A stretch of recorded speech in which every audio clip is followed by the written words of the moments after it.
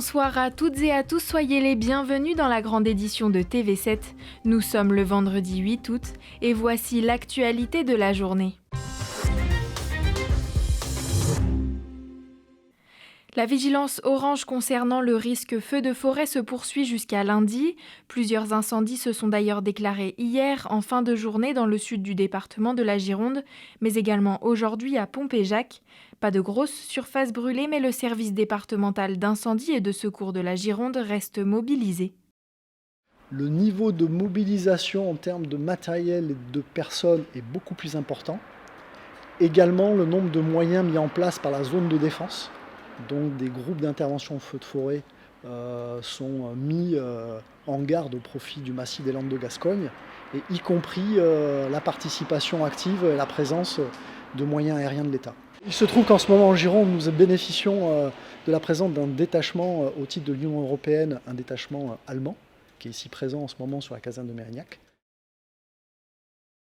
Pour rappel, il est toujours interdit d'accéder au massif forestier de 14h à 22h. Interdit aussi de débroussailler ou d'utiliser des feux d'artifice. Le préfet appelle à la plus grande vigilance.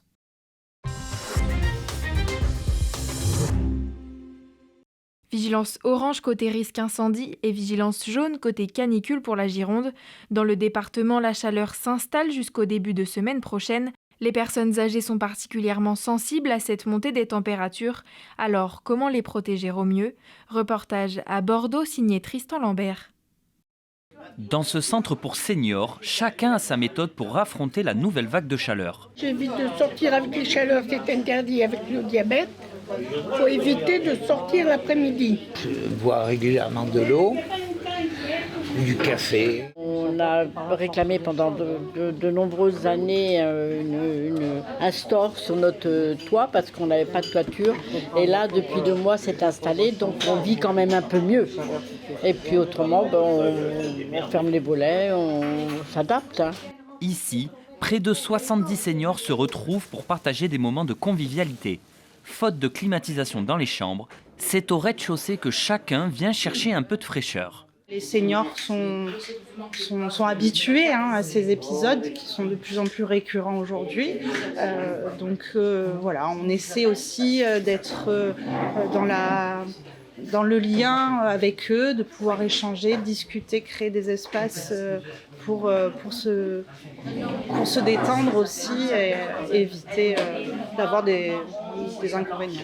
Pour protéger leurs résidents, ces établissements appliquent le plan canicule dès le placement du département en vigilance jaune. Un plan qui peut s'activer du 1er juin au 15 septembre. On a des protocoles bien spécifiques qui sont mis en place, avec notamment un rappel à l'ensemble des personnels qui accompagnent les publics fragiles, des protocoles sur vraiment la prévention, bien s'hydrater, ne pas sortir au moment de forte chaleur, fermer les espaces où on habite et surtout bien manger.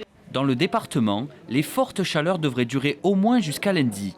Pour se rafraîchir, la mairie de Bordeaux met à disposition 14 sites équipés de dispositifs de brumisation et de nombreux points d'eau potable en accès libre. La pétition lancée par une étudiante bordelaise avait recueilli plus de 2 millions de signatures contre la loi du plomb. Et hier soir, le Conseil constitutionnel a tranché et a retoqué une partie de la loi. Résultat, l'acétamipride, ce pesticide dangereux pour la santé, ne sera finalement pas réintroduit. Depuis hier, les réactions s'enchaînent. Les écologistes saluent la décision des sages pendant que les producteurs de betteraves et de noisettes s'inquiètent pour l'avenir de leur filière. Reportage de Gabriel Garouste. Sur les étals de ce marché bordelais, il n'y aura pas de traces d'acétamipride à l'avenir. Soulagement unanime dans les allées, mais sentiments mitigés. Il limite le pire, quoi. Il limite le pire, mais il reste les méga-bassines, il reste l'esprit général de la loi. Si moi j'étais au pouvoir, rassurez-vous, ça n'arrivera jamais.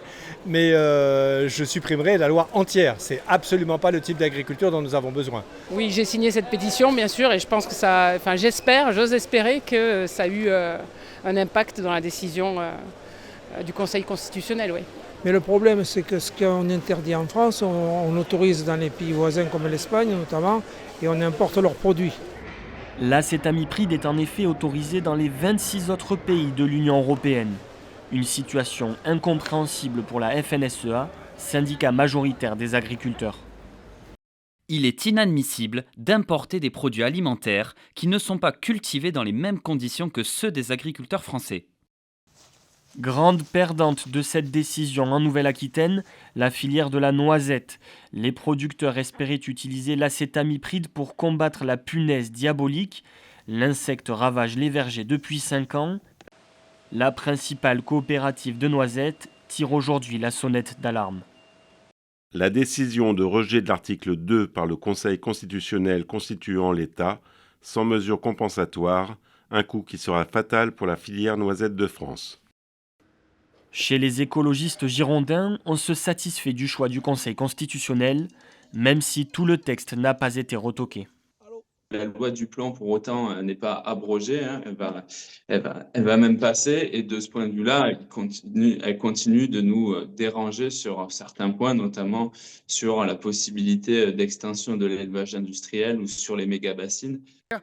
Laurent Duplon, sénateur Les Républicains à l'origine du texte controversé, a annoncé son intention de retravailler sur une loi pour, je cite, « lever les contraintes qui pèsent sur les agriculteurs ».